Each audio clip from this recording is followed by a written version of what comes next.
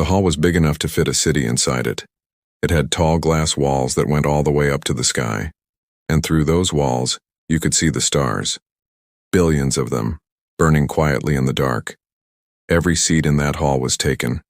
There were creatures with 4 arms, creatures with no eyes, creatures that floated in tanks of green liquid just to stay alive. There were aliens that were 10 feet tall and aliens that were smaller than a human hand, and they were all here for the same reason.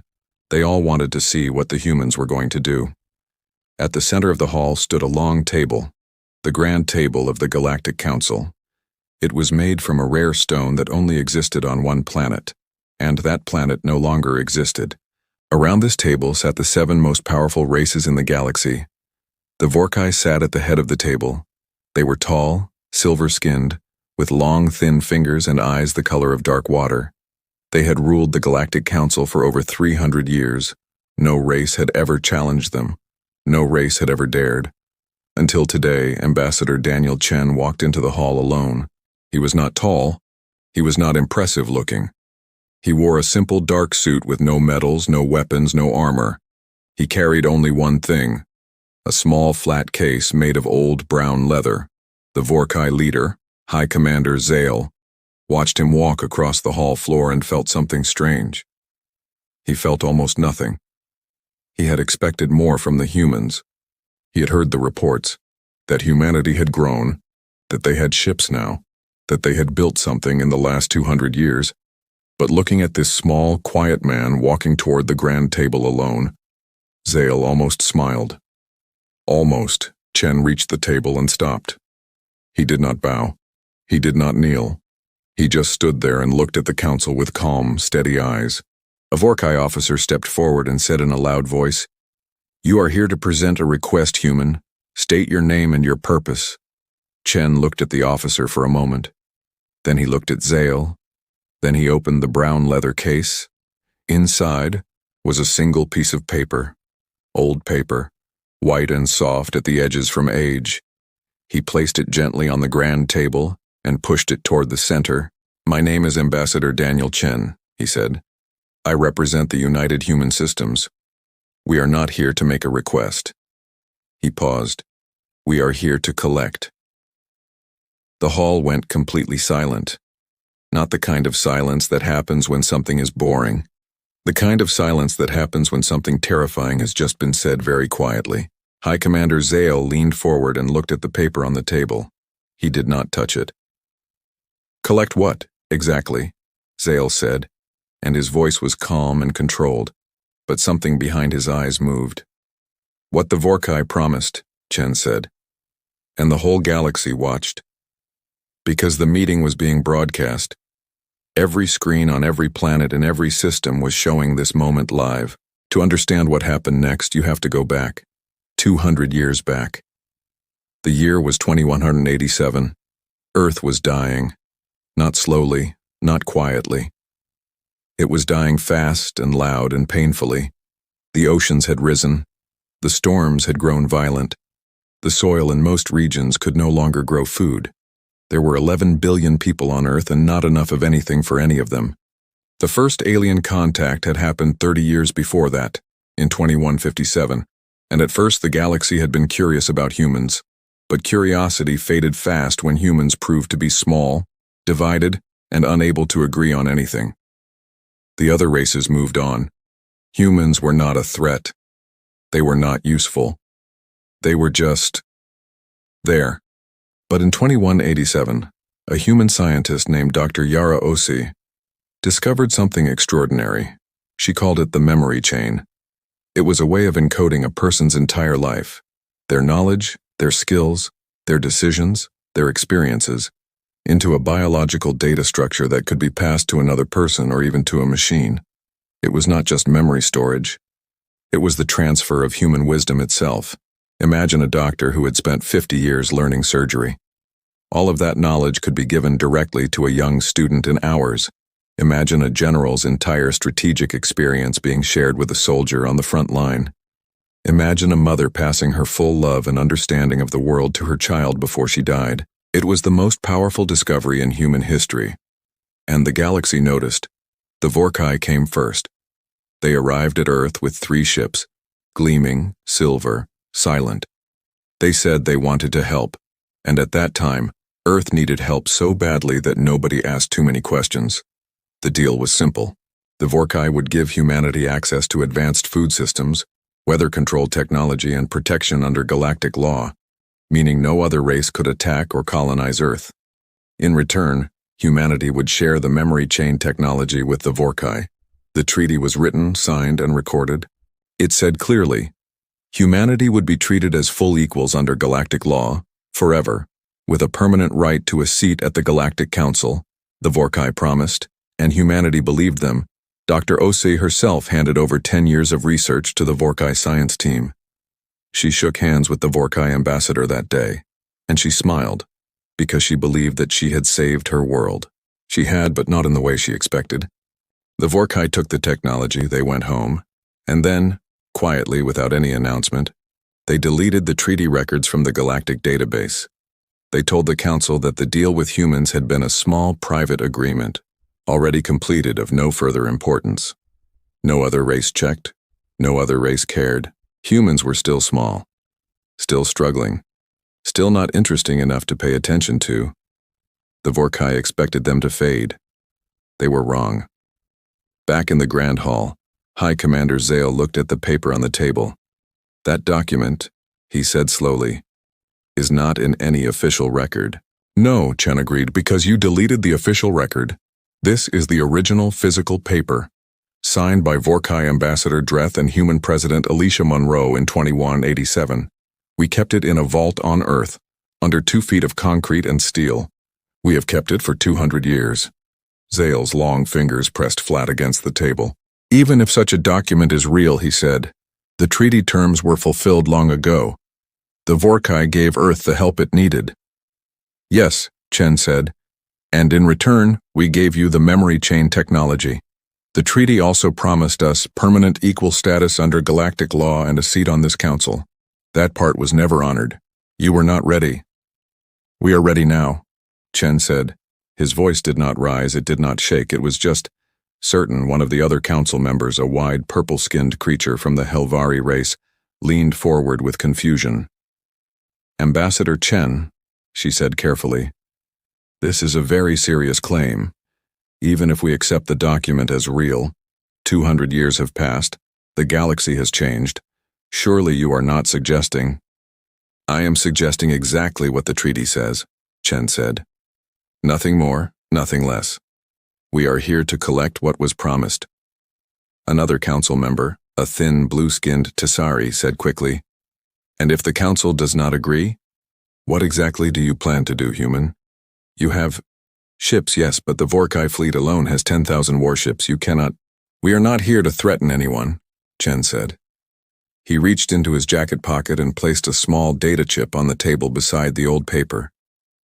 This chip contains a full economic report, he said. I suggest the council reviews it before making any decisions. The Tessari picked up the chip and connected it to the council's display system, and for a long moment, everyone in the hall stared at the numbers floating in the air above the table. One by one, the faces around the grand table changed. The Helvari members' wide eyes went wider. The Tessari's thin mouth opened slightly. Even Zale, the most controlled being in the room, that blinked. Because what the numbers showed was this. Over the last 80 years, human trading companies had quietly, legally purchased controlling shares in 47 Vorkai supply corporations. Human logistics firms now manage the food distribution routes for 9 Vorkai planets. Human energy companies provided 60% of the power grid systems for the Vorkai homeworld. Human medical corporations held the licenses for the 12 most important medicines used across Vorkai space. Human financial institutions held the debt of 3 Vorkai government programs. The humans had not bought weapons. They had not built armies in secret. They had done something far more patient, far more quiet, and far more dangerous. They had made themselves necessary. Every single Vorkai planet depended on human-controlled systems to function. Not a little, completely. The hall was still silent, but it was a different kind of silence now. It was the silence of understanding. It was the silence that comes right before fear. A junior Vorkai officer standing near the wall whispered to the officer beside him, "When did they do all this?" The other officer shook his head slowly. "Quietly," he whispered back. "They did it very, very quietly." High Commander Zale stood up slowly. He was very tall when he stood. His silver skin caught the light of the hall. He looked at Chen for a long time. "You planned this," Zale said, "for a long time." "For 80 years, Chen said. "Your people planned this for 80 years? "Some of them did not live to see it," Chen said simply. "But they planned it anyway because humans understand something very well, High Commander. We understand that a debt does not disappear just because the person who owes it pretends to forget." Zale's dark eyes moved across Chen's face, looking for something, anger or pride or hunger for power. He found none of it. He found only patience, and somehow that was worse. "What do you want?" Zale said finally. "The same thing the treaty says," Chen said. "Equal status under galactic law, a permanent seat on this council, and a public acknowledgement, broadcast to every planet, that the treaty existed, that it was real, and that the Vorkai deleted it." The Helvari council member made a sharp sound. "A public acknowledgement? That would destroy the Vorkai's reputation across the galaxy." "Yes," Chen said. "You would humiliate them?" Chen looked at her carefully. "I would tell the truth," he said. "What the Vorkai do with the truth is up to them." Zale sat back down. His hands were very still on the table. A Vorkai general standing at the side of the hall moved forward slightly, and Zale raised one finger, just one, and the general stopped, because Zale was smart. He had been leading the Vorkai for 60 years. He had survived wars, betrayals, and political disasters, and right now, every part of his long experience was telling him the same thing. Do not make this worse. "We will need time," Zale said quietly, "to review your claims." "Of course," Chen said. "You have 72 hours. After that, our economic partners will begin the process of reviewing their service contracts with Vorkai clients. That review process will take approximately 1 week. At the end of that week, if no agreement has been reached, the contracts will not be renewed." The room understood what that meant. 9 Vorkai planets without food distribution, the Vorkai homeworld with 40% of its power grid going dark, 12 essential medicines no longer available. In 1 week, 72 hours, Zale repeated. 72 hours, Chen confirmed. He picked up the old paper from the table, carefully, gently, the way you pick up something precious, and placed it back in the brown leather case. He clicked it shut. He nodded once to the council, and then he turned and walked back the way he came, alone, quiet, unhurried, across the long floor of the grand hall. Every set of eyes in that hall followed him. Nobody spoke until the doors closed behind him. Outside the hall in the long corridor, Chen's assistant, a young woman named Priya, fell into step beside him. "How did it go?" she asked. Chen was quiet for a moment. "They'll need time to be afraid," he said. And then they'll want to make a deal," he said. Priya nodded. "And if they try something else? Something more direct?" Chen looked straight ahead. "Dr. Osei wrote something in her diary," he said. "The night before she handed over the memory chain research, she wrote, 'I hope they are kind to us, but if they are not, I hope we remember this day, and I hope we are patient.'" He paused. "We remembered," he said, "and we were patient." Priya was quiet. "What do the Vorkai want most?" she asked after a moment. Chen almost smiled. "The same thing everyone wants," he said. "They want this to go away quietly. They want to give us a little something and have us say thank you and leave. And we're not going to do that." Back inside the Grand Hall, the Galactic Council sat in silence for a long time. Finally, the Helvari member spoke. "I have been on this council for 40 years, she said slowly, "and I have never seen anything like this." "Neither have I," said the Tasari quietly. Zale said nothing. He was staring at the place on the table where the old paper had been, a 200-year-old piece of paper, kept under concrete and steel, kept through wars and disasters and generations, kept because humans, small, struggling, ignored, forgotten humans, had decided that a promise was a promise, even if no one else remembered, even if no one else cared, even if it took 200 years. One of the younger Vorkai generals leaned toward Zale and whispered, "High Commander, what do we do?" Zale was quiet for a long time. Outside the glass walls, the stars burned on quietly in the dark. "We think very carefully," Zale finally said. "About what?" Zale looked at the empty space where Chen had stood. "About what kind of people keep a piece of paper for 200 years, he said quietly, "and then walk in here alone." The general frowned. "What does that tell us?" Zale turned to look at him. "It tells us," he said slowly, "that we have no idea what else they kept." The Vorkai homeworld was called Vel Sharath. It was a beautiful planet, silver mountains, dark blue oceans, cities that glowed at night like scattered diamonds from space. The Vorkai had built it over thousands of years into the most advanced world in the galaxy. Their ships were the fastest. Their weapons were the strongest. Their history was the longest. They had never lost a war. They had never been forced to sit down and listen to someone they did not respect. Until now, High Commander Zale did not sleep that night. He sat in his private chamber at the top of the council tower and looked out at the city below him. The lights of Vel Sharath burned bright and steady. Millions of Vorkai going about their lives, eating their meals, putting their children to sleep, not knowing that 72 hours ago a human with a leather case had walked into the Grand Hall and changed everything. Zale's assistant, a sharp young officer named Kyle, entered the room quietly. "The economic team has finished their analysis, High Commander," Kale said. "And?" Zale said without turning around. Kale was quiet for just a moment too long. Zale turned. "Tell me," he said. "The numbers are accurate," Kale said carefully. "The human report, every figure they presented is correct. Our team verified all of it." "How?" Zale said. "How did we not see this happening?" Kale placed a thin screen on the desk. "Because they were patient, sir, and because they were quiet. They never made large moves. Every single purchase, every contract, every investment, each one was small enough that it didn't trigger any of our monitoring systems. None of it looked significant on its own, but together it is everything," Zale said. "Yes, sir." Zale looked back out at the city. 80 years, he said quietly. "Our analysts believe it started even earlier than that, sir. Perhaps 90 years ago, the first human trade company to invest in a Vorkai supplier was registered 101 years ago. A very small company. Very unremarkable." "What was it called?" Kyle looked at the screen. "Ose Trading Solutions." Zale closed his eyes. Ose.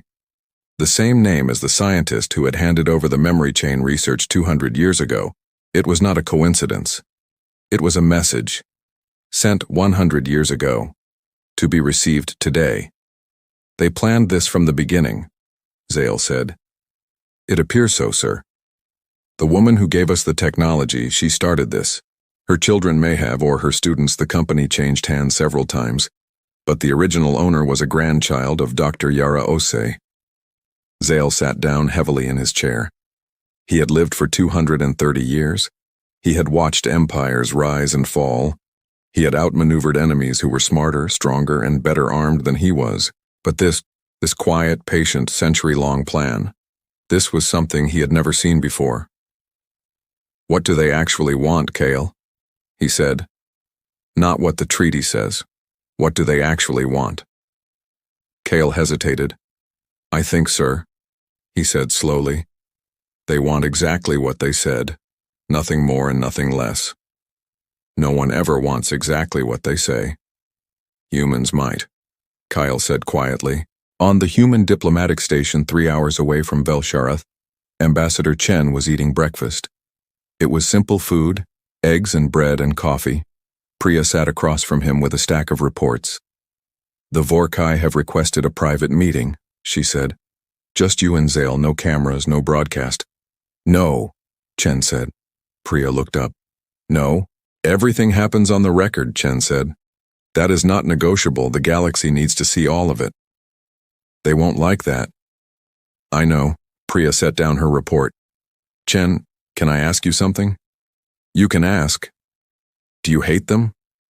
She said, the Vorkai, after everything they did at the deleted treaty, what they did to the refugees, do you hate them? Chen was quiet for a moment. He took a sip of his coffee.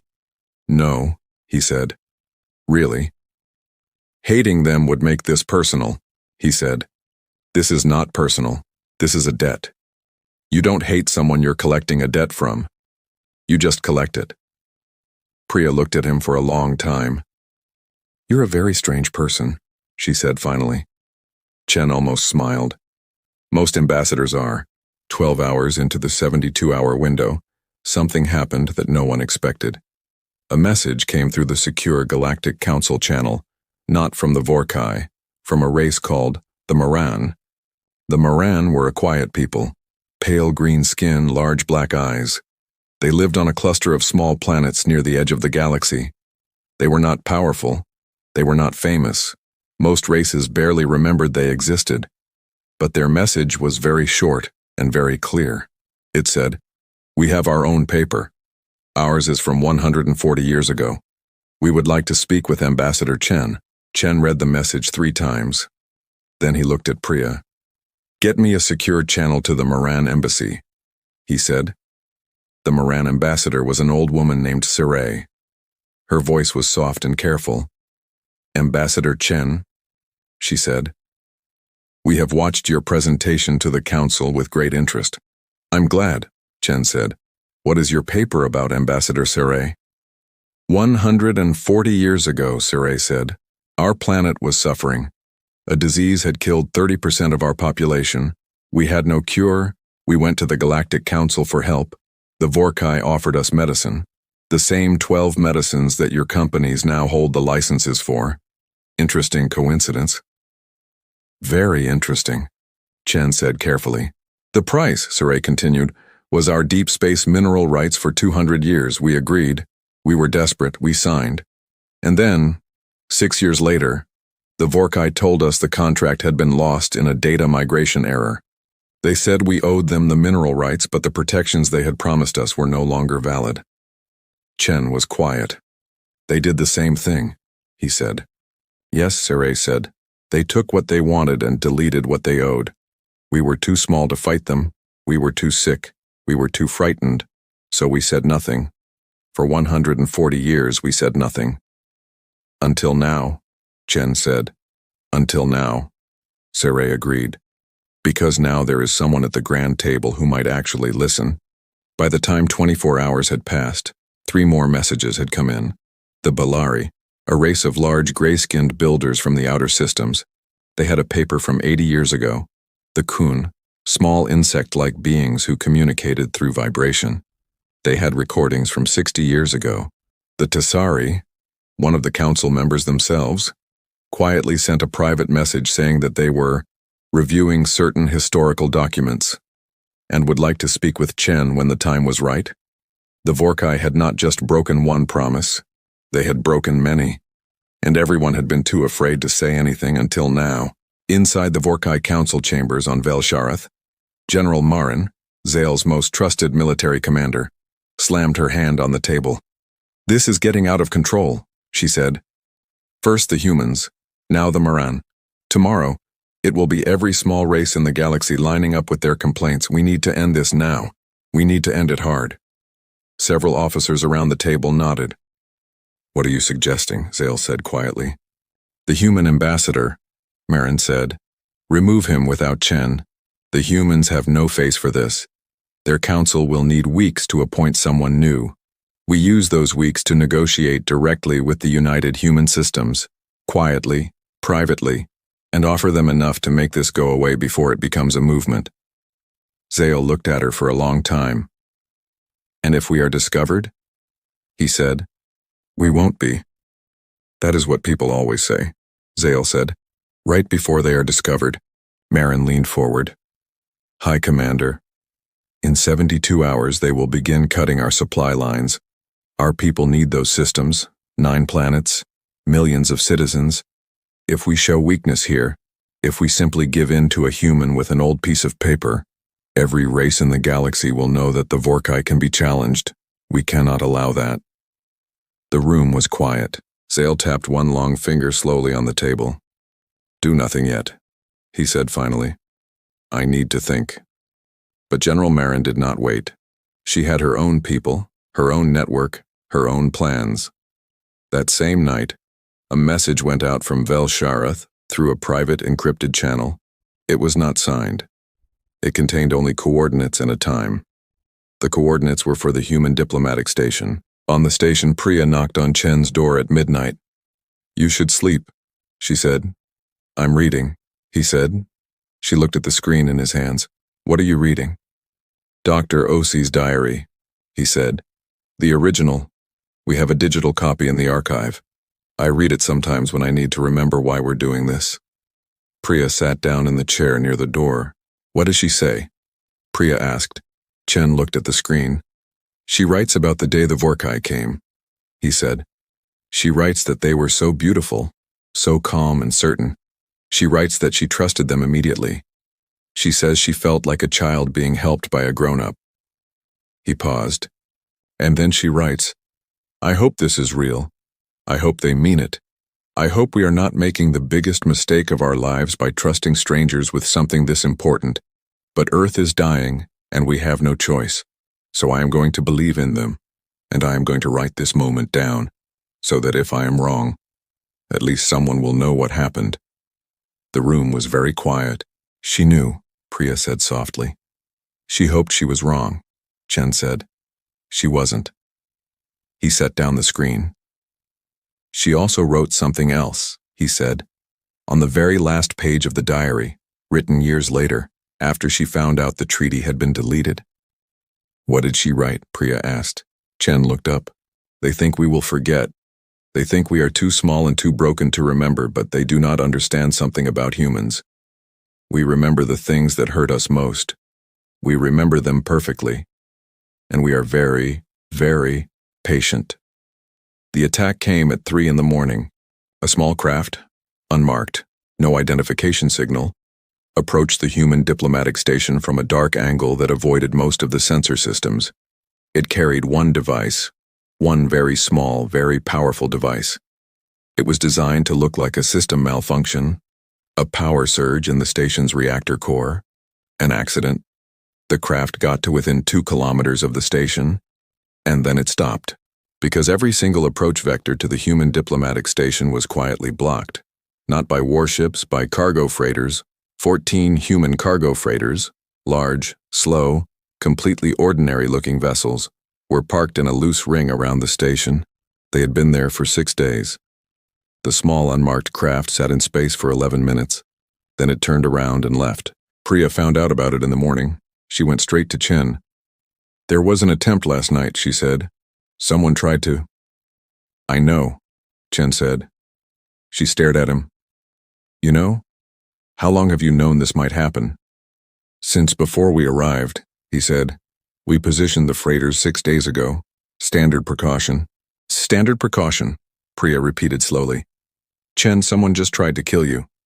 "Someone tried," he said. "They did not succeed. There is a difference."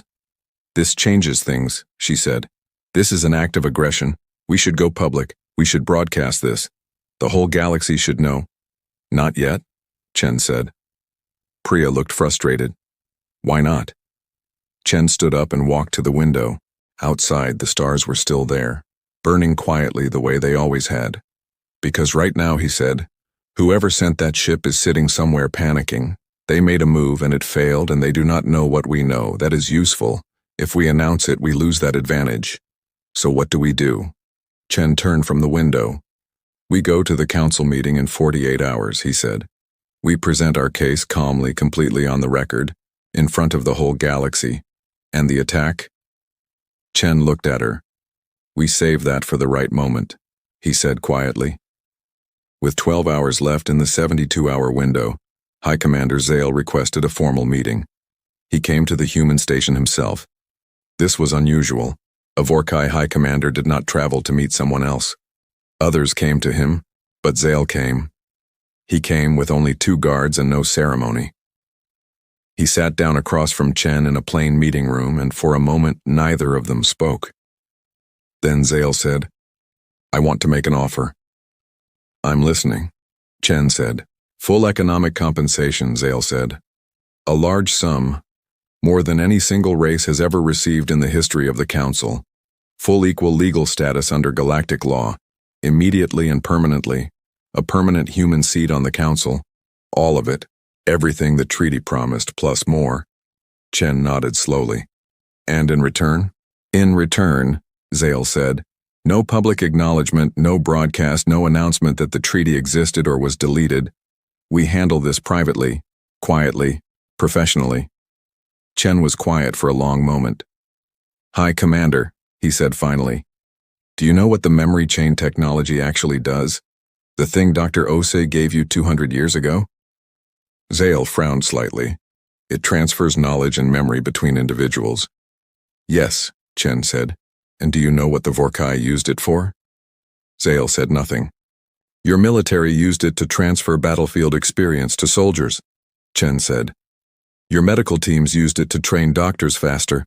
Your scientists used it to pass research directly between generations. It has been at the center of your civilization's progress for 200 years. Your point? Zale said carefully. My point, Chen said, is that you built your future on something a dying woman gave you because she trusted you. She trusted you, and you deleted her name from the record. The room was very quiet. The galaxy needs to know that happened, Chen said. Not because we want to hurt you, not because we want power over you, but because the galaxy needs to know that when you make a promise, it matters. It always matters, even 200 years later. Zale looked at him for a long time. Then he stood up. You will not take the offer, he said. No. Chen said. Then we will see each other at the council meeting, Zale said. He walked to the door. He stopped with his hand on the frame. Without turning around, he said very quietly, the people who sent that ship last night, they did not consult me. Chen said nothing. I want you to know that, Zale said. And then he left. Priya, who had been listening from the next room, came in as soon as Zale was gone. Do you believe him? She said. Chen thought about it. Yes, he said. Why? Because he came here himself, Chen said. He didn't send someone. He came. That means he still thinks this can be resolved without more damage. He's trying to control it. Is he right? Priya said. Can it be resolved? Chen picked up the brown leather case from the table. He held it for a moment. It will be resolved, he said, but not quietly, and not without the galaxy watching every single moment of it. He set the case down. Tell the council we'll be there in 12 hours, he said, and tell them to make sure every broadcast channel is open. Priya nodded and turned to go. Priya, Chen said. She stopped. Make sure the Moran ambassador has a seat, he said, and the Balari, and the Kun. They should be there. They've been quiet long enough. Priya looked at him. This is going to be bigger than just us, isn't it? She said. It was not really a question. Chen looked out at the stars. It already is, he said. There had never been anything like it in the history of the galaxy. Not a war, not a disaster, not a discovery. Nothing had ever made every single race stop what they were doing and watch the same screen at the same time. Until now, on the morning of the grand trial, every broadcasting channel in the known galaxy carried the same image. The grand hall of the Galactic Council. Empty seats slowly filling up, creatures of every shape and size and color walking in and finding their places. The long grand table at the center. 7 chairs for the 7 council members, and 1 extra chair, a plain chair, placed slightly apart from the others, for the first human to ever sit at the grand table. The streets of 1,000 planets were quiet. On the Moran homeworld, pale green families sat together in their living rooms and watched. On the Polari construction platforms floating in space, massive gray workers stopped their machines and gathered around small screens. On Earth, it was 3 in the morning, but almost no one was asleep. People sat in kitchens and living rooms and on rooftops under the stars, watching. An old woman in a small apartment in Accra, Ghana held a framed photograph in her lap. The photograph was of a younger woman in a white lab coat, smiling at the camera. On the back of the photograph, written in faded ink, were 4 words. "We will remember, Yara." The old woman watched the screen and did not blink. Ambassador Chen walked into the Grand Hall at exactly the time he had said he would. Not a minute early, not a minute late. He wore the same simple dark suit. He carried the same brown leather case. He walked to the plain chair beside the grand table and sat down. The 7 council members took their places. High Commander Zale sat at the head of the table. His silver face was completely still. Beside him, an empty chair. The chair for the Vorkai representative who was supposed to present the Vorkai's response to the human claims. High General Marin. She was not there. The council's head speaker, a tall, orange-skinned being named Orvac, called the session to order. "This grand session is now open and is being broadcast live across all Galactic Council channels," Orvac said. "We are here to hear the formal claim presented by the United Human Systems against the Vorkai Collective. Ambassador Chen, you may begin." Chen stood. He opened the brown leather case. He placed the old paper on the table. He had done this once before, 3 days ago. But this time it was different. This time the whole galaxy was watching. 200 years ago, Chen said, his voice calm and clear, a dying planet made a deal with a powerful race. The planet gave away its most important discovery. In return, it was promised protection, equality, and a voice in the galaxy's future. That promise was deleted from the record. The planet was left with nothing but this paper. He placed his hand flat on the old document. "Today we are here to make that promise real." Orvac nodded. "High Commander Zale, the Vorkai Collective has the right to respond. Where is General Marin?" Zale was quiet for exactly 3 seconds. "General Marin," he said slowly, "is not available." A low murmur moved through the hall. Orvac frowned. "Not available? This is a grand session, High Commander. Attendance is not optional." "I am aware," Zale said. "General Marin's location is currently unknown." The murmur got louder. Chen said nothing. He simply watched Zale, and Zale looked back at him with dark, careful eyes. They both knew something the rest of the hall did not yet know. What the galaxy did not know, what would not come out until later, was what had happened in the 12 hours before the trial. After the failed attack on the human diplomatic station, General Marin had done something very stupid. She had panicked. She had taken a fast personal ship and tried to leave Vorkai space entirely. She had a plan, a new identity, a destination in the outer systems where the Council's reach was weak. She had made it as far as the 3rd transit gate, where 14 human cargo freighters were parked, the same 14 that had blocked the attack on Chen's station. They had not moved. They were still there. Every exit from Vorkai space that a personal ship could use. Every transit gate. Every jump corridor. Every unreported back route that Marin's team had mapped had a human cargo freighter sitting in it. Not threatening. Not weapons hot. Just parked, doing nothing, being there. Marin's ship had sat at the 3rd transit gate for 40 minutes. Then it had turned around. She was back on Vel Sharath, in a room, with guards outside the door. Vorkai guards, not human ones, because Zale had put them there. Because Zale, whatever his many faults, understood one thing very clearly. You do not make things worse when someone already has you surrounded. Back in the Grand Hall, Orvac was getting frustrated. "High Commander, if the Vorkai Collective has no representative prepared to respond, I will respond," Zale said. The room went very quiet. In thousands of years of Galactic Council history, a High Commander had never personally spoken at a formal trial. It was considered beneath them. It was also considered an admission that things were serious. Orvac blinked. "Very well, High Commander. The floor is yours." Zale stood. He was very tall. His silver skin caught the light. He looked at Chen for a moment. Then he looked at the cameras. Then he spoke. "The Vorkai Collective acknowledges," he said, "that a treaty was signed with the human people 200 years ago." The murmur in the hall became a wave of sound. Orvac raised his hand for silence. Zale continued. "The Vorkai Collective acknowledges that the record of that treaty was removed from the galactic database. This removal was not an accident. The wave became a roar. Orvac called for silence twice before the hall quieted. Zale did not flinch. He kept his eyes on Chen. Chen kept his eyes on Zale. The Vorkai Collective acknowledges, Zale said, that the terms of that treaty were not honored. The human people were not given equal status under galactic law. They were not given a seat on this council. They were given nothing after they gave us everything. The hall was silent now. Completely, totally silent. Even the creatures in the liquid tanks had stopped moving.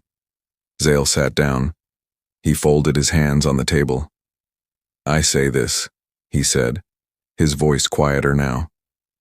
Because it is true, and because whatever comes next, the galaxy should know the truth of what happened. Chen looked at Zale for a long moment. Then he nodded, very slightly. It was not forgiveness, it was not warmth, it was acknowledgement, one leader to another. Then Chen turned to Orvac. We would like to present additional evidence, he said. Proceed, Orvac said. Chen's assistant Priya walked forward from the side of the hall. She carried a long, flat data screen. She connected it to the council's display system, and then something appeared above the grand table that made the hall go completely still again.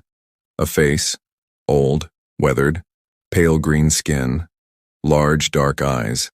The Maran ambassador Seray, appearing by live broadcast from the Maran embassy. Ambassador Seray, Chen said, please tell the council what you told me. And Seray spoke. She spoke slowly and clearly. She told the story of the disease, the desperate deal, the deleted contract, the 140 years of silence. When she finished, her old voice was steady, but her large eyes were bright. We were afraid, she said. We were small and sick, and we were afraid. We thought no one would listen. We thought we were alone. We thought this was simply how the galaxy worked. The strong take and the weak are silent. She paused. We were wrong about one thing, she said. We were not alone. We were just waiting for someone to be brave enough to speak first. After Seray, there was the Bellari ambassador.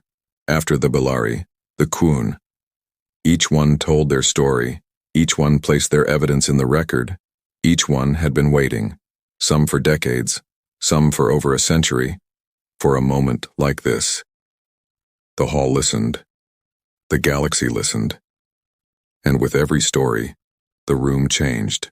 There is a moment in certain kinds of trials where the mood of the room shifts, where everyone watching stops wondering who is right and starts understanding what actually happened.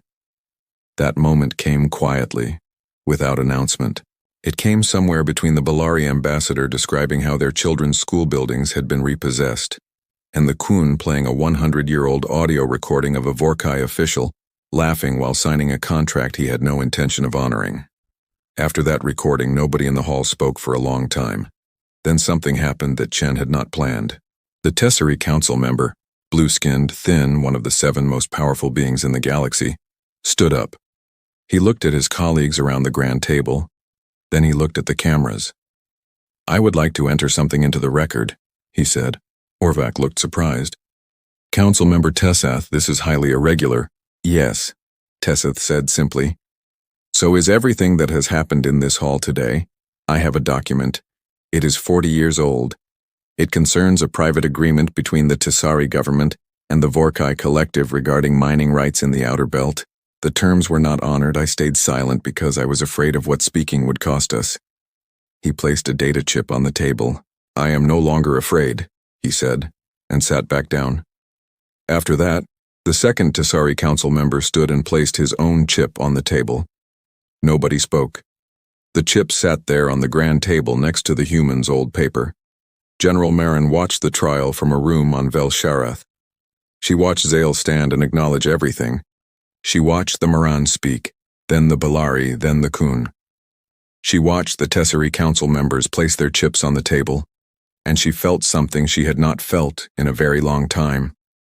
Fear, not of the humans, not of punishment. Fear of what she had almost done. If that attack had succeeded, if Chen had been killed, this trial would still have happened. Someone else would have walked into that hall with the old paper. The Maran still had their evidence, the Bellari still had theirs. But it would have been different. It would have been darker. It would have been a war. She had almost made everything so much worse. She thought about that for a very long time. Back in the grand hall, Chen stood to give his closing statement. He did not speak for long. He had learned from Dr. Osei's diary that the most important words are usually the ones you choose not to say. The Vorkai are not the only race that has ever broken a promise, he said. Humans have broken promises too. We are not standing here today because we are perfect. We are standing here because a specific promise was made, and a specific price was paid, and the promise was not kept. He looked around the hall. Every race in this room has been watching today. Some of you have your own papers, some of you have your own stories, some of you are wondering if this is the moment to speak or the moment to stay quiet. He paused. Dr. Yara Osei wrote in her diary that she hoped the galaxy was kind. She was not naive. She knew it might not be. But she wrote those words down because she believed that kindness was worth hoping for, even when it was not guaranteed. He picked up the old paper from the table. He held it up so the cameras could see it clearly. This paper is 200 years old. It has survived everything. It survived because someone believed it mattered. We are asking the council today to agree that it matters, that promises matter, that the small and the weak are not simply there to be used by the strong and then forgotten. He set the paper down. That is all we are asking, he said. Nothing more, nothing less. He sat down. Orvac called for a recess, but before the recess could begin, a young Vorkai officer near the side entrance of the hall suddenly pushed through the crowd toward the council table. 2 security guards moved to stop him. He held up both hands. I have information, he said loudly, about the attack on the human diplomatic station 3 nights ago. The hall froze. Every camera in the room turned toward him. Chen did not move. Priya, standing beside him, looked at Chen quickly. Chen's face showed nothing. Orvac said sharply, What attack? There has been no report of any attack. No, Chen said quietly from his seat. There has not been. We did not report it. Every head in the hall turned to look at him. You were attacked? Orvac said slowly. During the 72-hour window, and you said nothing? We said nothing. Chen confirmed. Why? Orvac said. Chen looked at the young Vorkai officer who was still standing with his hands raised near the side entrance. Because we wanted to hear what the Vorkai would say today first, Chen said. We wanted to give High Commander Zale the chance to speak the truth before we presented everything. He paused. He did, Chen said simply. The room was absolutely silent. Zale, at the head of the table, looked at Chen. And for the first time since this had all begun, something moved in his dark eyes. It was not guilt. It was not relief. It was something older and quieter than either of those things. It was respect. The young Vorkai officer was brought forward. He gave his statement. He named General Marin. He provided the encrypted message, the coordinates, the time. He had kept a copy because he had known from the moment Marin gave the order that it was wrong. I served the Vorkai Collective for 20 years, he said. I have followed orders I was not proud of, but I have never followed an order to kill someone who was simply telling the truth. He set his data chip on the table beside everything else. I don't think I can follow those orders anymore, he said. The recess lasted 2 hours. When the council returned, Orvac's face was different. Whatever conversations had happened in those 2 hours had changed something. The Galactic Council, Orvac said carefully, has reviewed all evidence presented today. We will require additional time for full deliberation. However, we are prepared to make an immediate preliminary ruling. The hall held its breath. Effective immediately, Orvac said. The human people are granted full equal status under galactic law. A permanent human seat on the Galactic Council is confirmed. The Treaty of 2187 is entered into the official galactic record as a valid and binding historical document. A sound moved through the hall. Not cheering, not celebration, something quieter than that. It was the sound of something that had been wrong for a very long time beginning to be made right. Outside the hall, in the long corridor, Chen leaned against the wall. Priya stood beside him.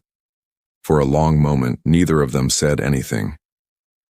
It's not over, Priya said finally. No, Chen agreed.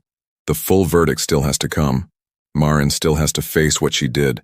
The other cases, the Maran, the Pelari, they need resolution too. But today was something, Priya said.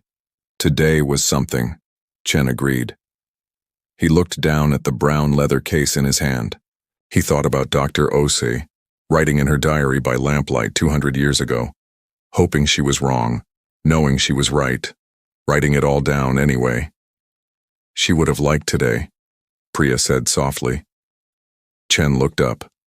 Outside the glass walls of the corridor, the stars were still burning, quiet and steady and patient, the way they always were, the way they always had been.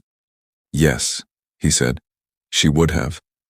But none of them knew yet what was coming next, because that night, every screen in the galaxy lit up with a single message.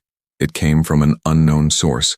It contained only one line, and that one line made 3,000 races go very quiet.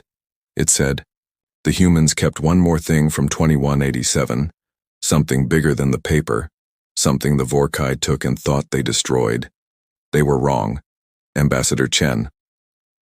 The message spread faster than any news had ever spread before, not because someone pushed it, not because any network promoted it.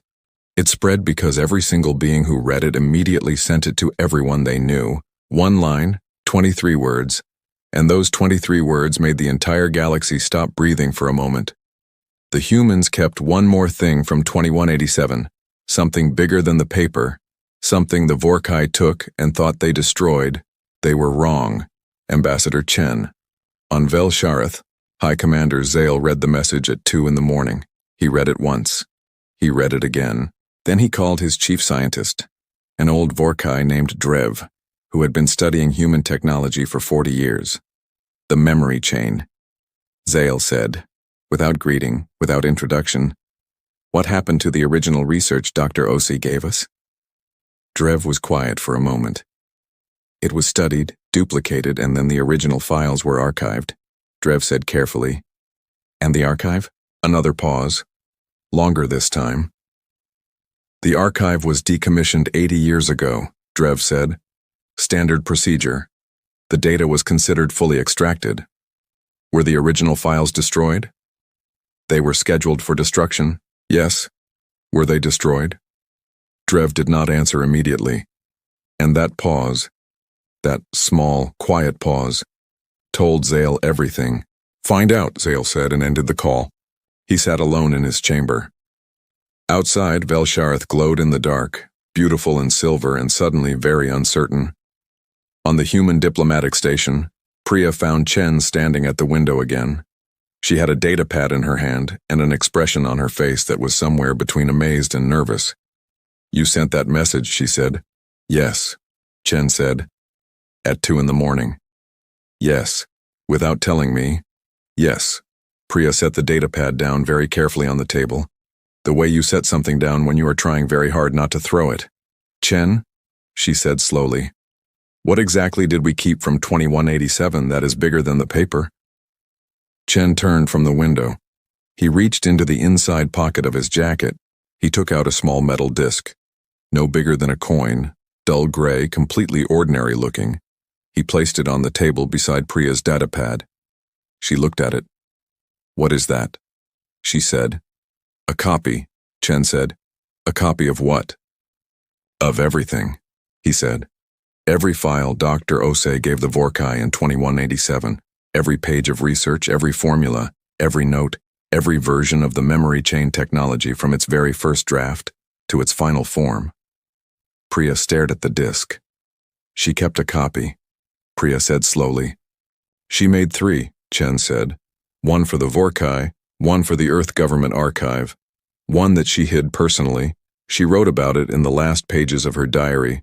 The one she hid, she gave it to her daughter gave it to her son gave it to his daughter, and so on for 200 years. One person in the Ose family always carried it. Until now, Priya said. Her great-great-great-granddaughter gave it to me 3 months ago, Chen said. Before we left Earth, she said, my grandmother always said this day would come. She said to give it to whoever was brave enough to go. Priya was very quiet. She looked at the small gray disk on the table. Why does it matter? She said finally. The Vorkai already have the technology. They've been using it for 200 years. Chen nodded. They have what they copied from Dr. Osi's original files, he said.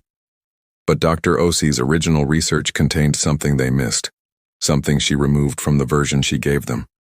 On purpose. Priya looked up sharply. She gave them an incomplete version? She gave them a very good version, Chen said. Good enough to be useful, good enough that they never noticed anything was missing. But the complete version, the real version, has one additional component that makes everything different. What component? Priya said. Chen looked at her. It works both ways, he said. Priya frowned. What does that mean? The version the Vorkai have, Chen said, can transfer memory and knowledge from one person to another, but it only works in one direction, from sender to receiver. The complete version, Dr. Osi's real version, allows the receiver to also send back a true exchange, not just a transfer. Priya thought about this. That doesn't sound that different, she said slowly. Think about it more carefully, Chen said, Priya thought. And then her eyes changed. If it works both ways, she said slowly, then when the Vorkai used it on humans, on the refugees 200 years ago, the ones they experimented on, the humans would have received Vorkai memories too, Chen said quietly. Not just given their own. Priya's mouth opened slightly. And if those humans passed that on, through the memory chain, through their children, through generations, then somewhere in humanity's collective archive, Chen said, is a very large amount of Vorkai memory, Vorkai knowledge, Vorkai history, including things the Vorkai themselves have forgotten, or hidden, or tried to erase. The room was very, very quiet. How much? Priya whispered. Chen picked up the small gray disk. Enough, he said. The news broke at dawn, not officially, not through any council channel, through a single interview that a junior human cultural historian gave to a small independent broadcast network at 6 in the morning. She was young, maybe 30, with bright eyes and careful hands. She sat in a plain chair and spoke calmly for 40 minutes. She explained the two-way memory chain. She explained the experiments on human refugees 200 years ago. She explained what those experiments had transferred, unintentionally, back to the humans who survived them. She explained that the United Human Systems had spent 60 years carefully cataloging everything in that archive. And then she said very quietly, "We know things about the Vorkai that the Vorkai themselves have forgotten. We know things about other races too, things that were transferred during various memory chain exchanges over 2 centuries. We have kept this archive sealed. We have no intention of using it as a weapon, but the galaxy should know it exists." She paused. "The galaxy should know," she said, "that we remember everything." By mid-morning, every major broadcast network in the galaxy was running the story. By noon, 3 Vorkai government officials had resigned. By mid-afternoon, the council had called an emergency session. High Commander Zale arrived at the session looking exactly as he always looked, composed, silver, unreadable, but people who had known him for a long time noticed something different. He moved more carefully, like a person walking on ground they were no longer sure of. Chen arrived at the emergency session and took his seat, the new, permanent human seat, at the grand table. It was the first time he had sat there. He placed the brown leather case on the table in front of him. He placed the small gray disk beside it. He did not speak first, he waited. Orvac opened the session quickly, skipping ceremony.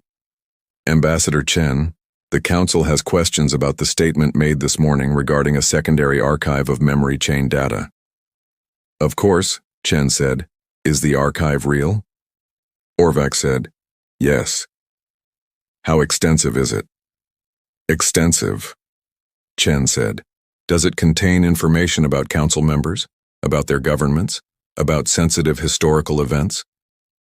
Chen considered this carefully. "It contains memories," he said, "from individuals who participated in memory chain exchanges over 200 years. Some of those individuals held positions of importance. Some of those memories are, yes, significant." The hall was very still. "And what?" Orvac said slowly. Do you intend to do with this archive? Chen folded his hands on the table. Nothing, he said. The word landed in the silence like a stone in still water. Nothing? Orvac repeated. We did not build this archive to use against anyone, Chen said. We built it because it was ours. The memories of our people belong to us. We cataloged them because we are human, and humans catalog things. We keep records. We preserve history. That is what we do. He paused. But the galaxy asked us what we had, he said.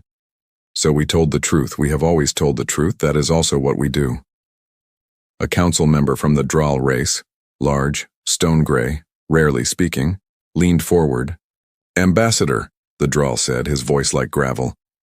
You are telling this council that you possess what may be the most sensitive information archive in galactic history, and you are choosing not to use it. Correct, Chen said. Why? The Dral said simply. Chen thought about this for a moment. Because Dr. Osei did not give us that information as a weapon, he said. It came to us as a side effect of what was done to our people. We did not choose to receive it. We simply received it. Using it to threaten or manipulate others would make us exactly what was done to us. He looked around the table. We have spent 200 years becoming something, he said quietly. We do not want to throw that away on the first day we have real power.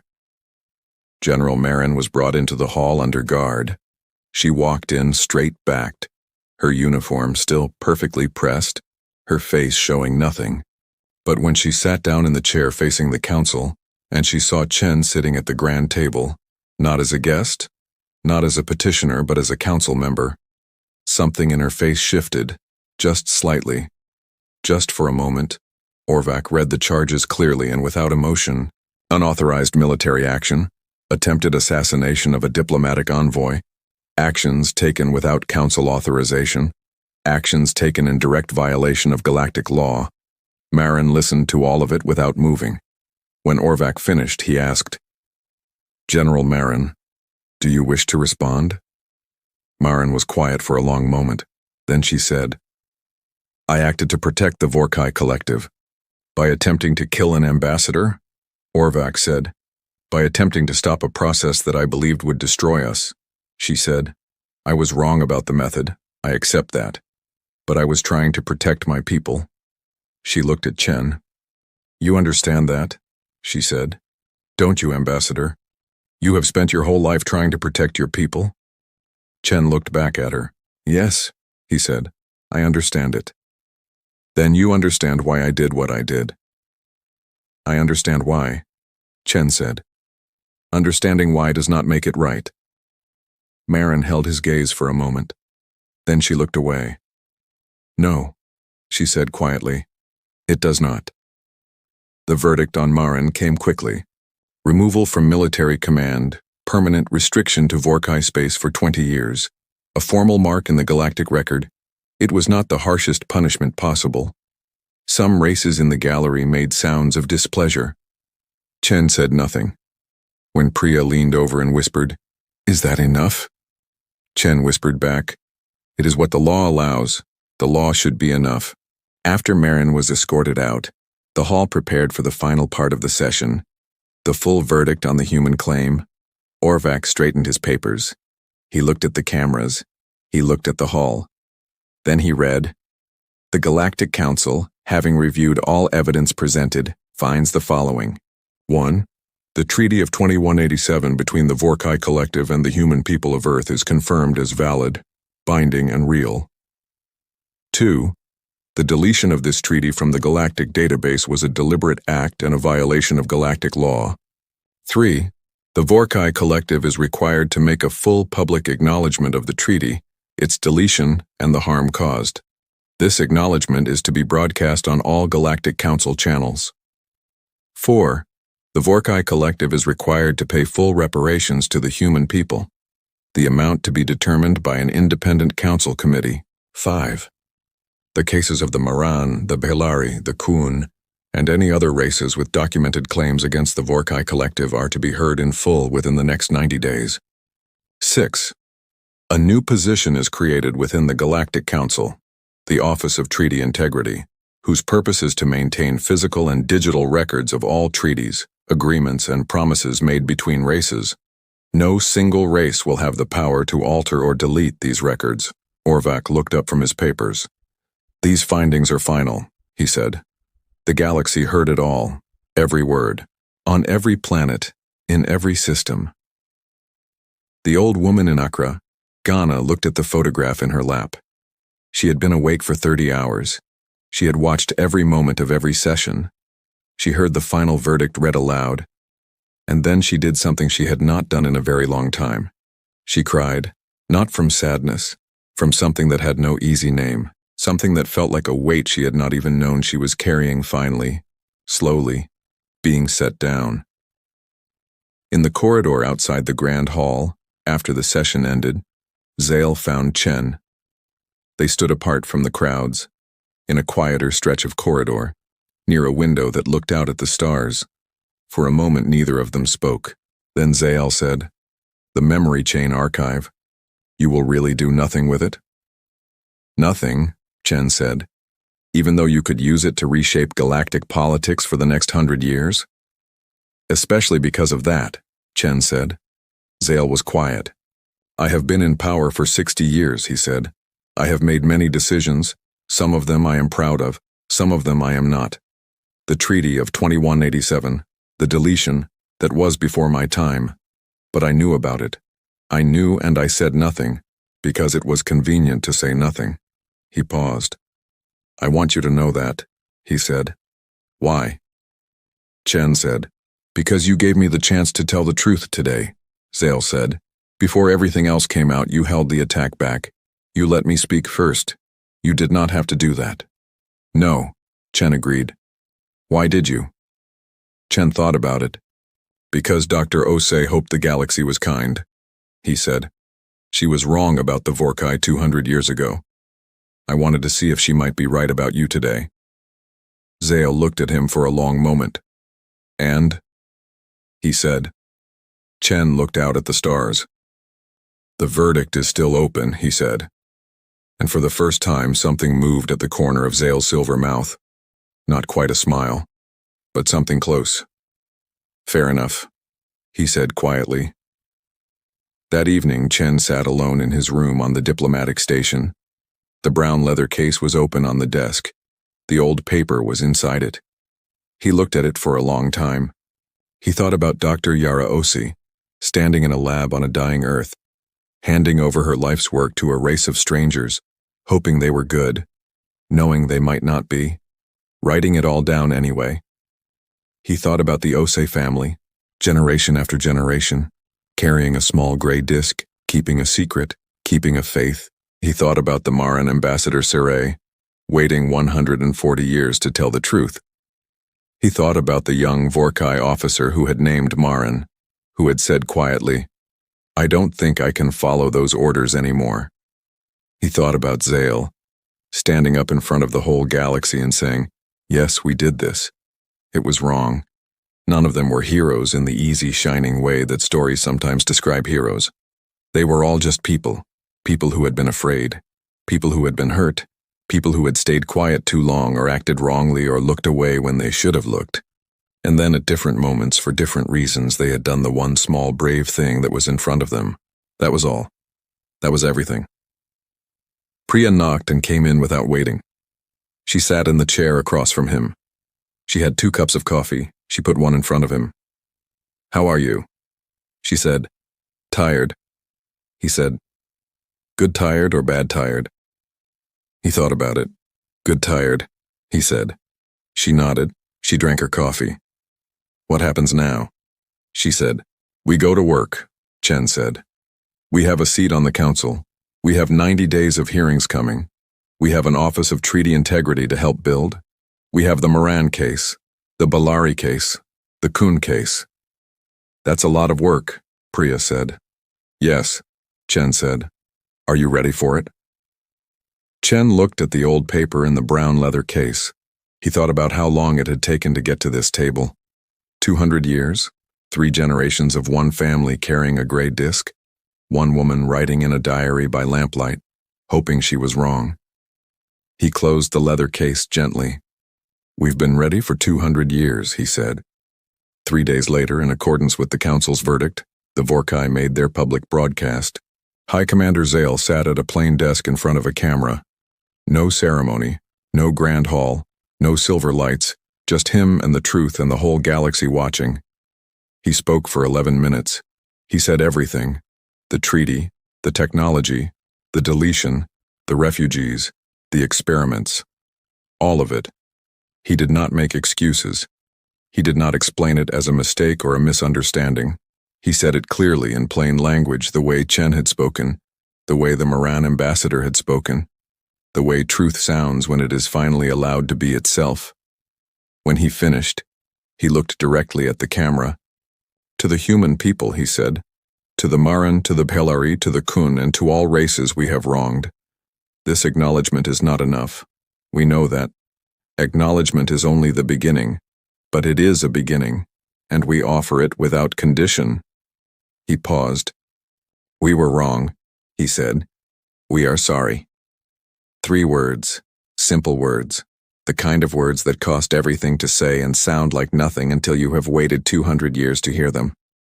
The young Vorkai officer who had testified against Maran watched the broadcast from a small room where he had been placed under protective custody.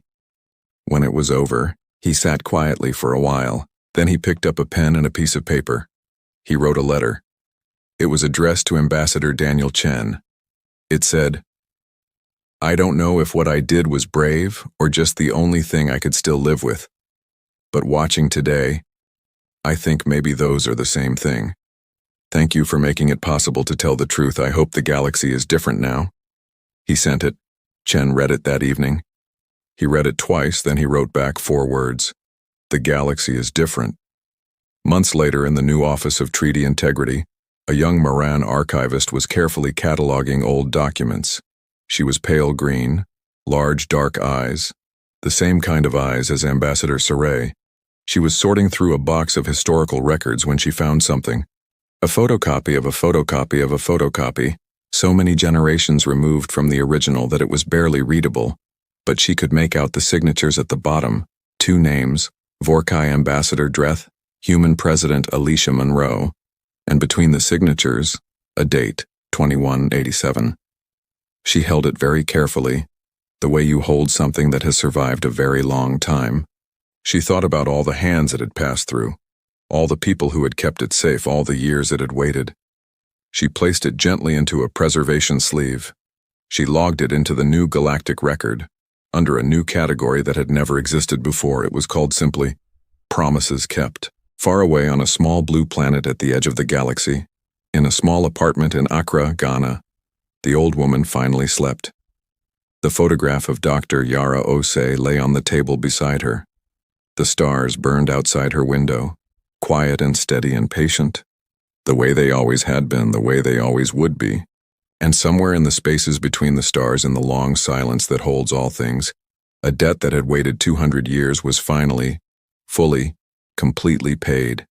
Not with anger, not with war, not with revenge, with patience, with truth. With a piece of old paper kept under 2 feet of concrete and steel, and the galaxy, which had seen wars and disasters and the rise and fall of 1,000 civilizations. The galaxy remembered this. It remembered the small blue planet that had been dying. It remembered the woman who had written in her diary by lamplight. It remembered the ambassador who had walked in alone with a leather case and 6 quiet words, and it understood for the first time what humans had always known, that a promise is not just words, a promise is a thread, and if you hold on to your end long enough, no matter how long, no matter how dark, no matter how many people tell you to let go, eventually the other end has to answer the end.